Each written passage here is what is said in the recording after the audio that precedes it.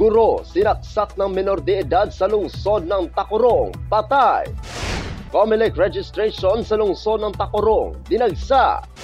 At pagbibenta ng 29 pesos na kilo ng bigas sa lungsod ng Tacurong, dinagsa rin. Yan ang ulo ng mga balita sa Sultan Kudarat Headliner.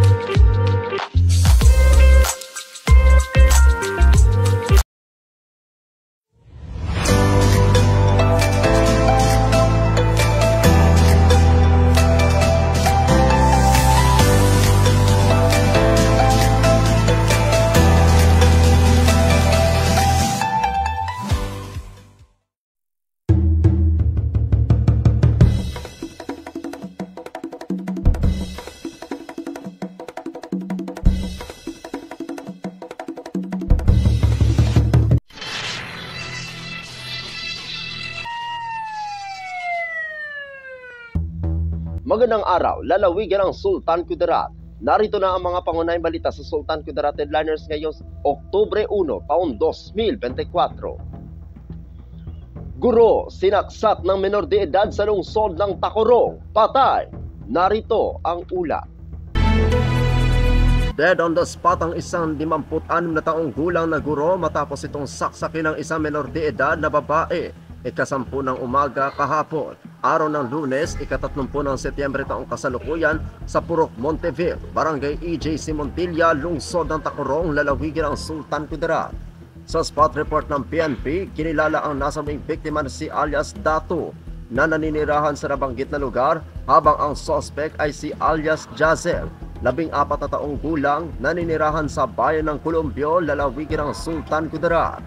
Batay sa investigasyon ng pulisya, isang tawag ang kanilang natanggap ukol sa nangyaring pananaksa. Agad na rumisponde ang mga pulis sa pinangyarihan ng krimen. Dito na nila natagpuan ang dugo ang bangkay ni alias Datu at ang mismong suspect na menor de edad. Nagtamo ng maraming saksak sa katawan ng biktima na siyang sanhi ng kamatayan ng nasabing guro. Sa ngayon ay nagpapatuloy ang pag-imbestiga ng mga investigador sa naging dahilan ng nasabing pananaksak. Ako ang inyong kaibigang Apolinario Teddy Valencia para sa Sultan Kudarat Headliners. COMELEC registration sa lungsod ng Tacurong, dinagsa. Narito ang ulat. Kahapon, dinagsa ang tanggapan ng COMELEC dito sa lungsod ng Tacurong sa mga nais magparehistro at magpalipat ng kanilang pagboto. Ang ilan ay maaga pang pumila. Sa umaga, makikita ang pagdami ng mga tao na tuloy-tuloy hanggang sa hapon. Inaasahan na ng mga kawani ng COMELEC ang pagdating ng mga tao sa kabila ng mga ginawang mga satellite registration sa mga barangay. Nitong mga nakaraang buwan, marami pa rin ang hindi nakapagrehistro, kaya dumagsa na ngayon sa kanilang tanggapan. Sa pagsapit ng ika-3 ng hapon, nagkaroon ng cut-off ang COMELEC, ngunit inilista na ang mga pangalan ang nasa kanilang tanggapan para mapasali sa huling araw ng pagpaparehistro. Sa huli, nakapagtala ang COMELEC Tacurong ng 304 na mga bagong botante, kasama na ang mga napalipat at nagpaayos ng kanilang rehistrasyon. Kasalukuyang meron na ngayong 60,719 na mga botante ang lungsod. At bukas, unang araw hanggang ika-8 ng Oktubre taong kasalukuyan, nakahanda na ang kanilang tanggapan sa filing ng Certificate of Candidacy sa mga nais tumakbo sa halalan sa susunod na taon, mula sa pagiging alkalde hanggang sa mga city councilor. Ako ang inyong kaibigang Apolinario Teddy Valencia para sa Sultan Kudarat Headliners. Para sa uling balita, pagbebenta ng 29 pesos na kilo ng bigas sa lungsod ng Tacurong, dinagsa rin. Narito ang ulat. Maaga pa lang, nagsimula ng dumating ang ating mga kababayan sa Tacloban City Hall ground para makabili ng 29 na pisong kilo ng bigas. Sa pagdating ng mga kawani ng National Irrigation Administration o NIA, nagsimula ng pumila ang ating mga kababayan para makabili ng murang bigas. Sa pagdagsa ng mga kababayan natin na naabutan ng tanghali ang 1,000 bag na laman ang 10 kilo ng bigas bawat isa. Ang mga bigas na binibenta ay para lamang sa mga vulnerable na mga individual, senior citizen, person with disabilities o PWD at mga 4-piece beneficiaries.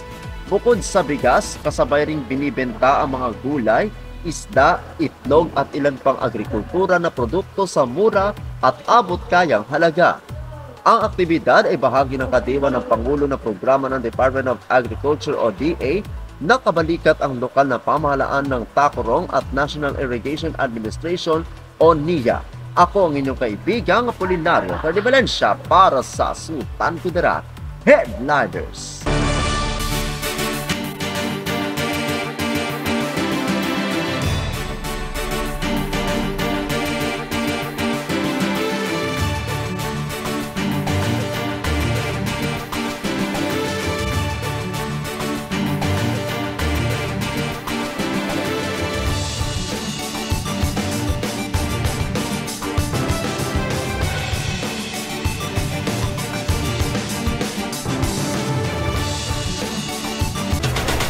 Atin ang kabuuan mga balita sa araw na ito.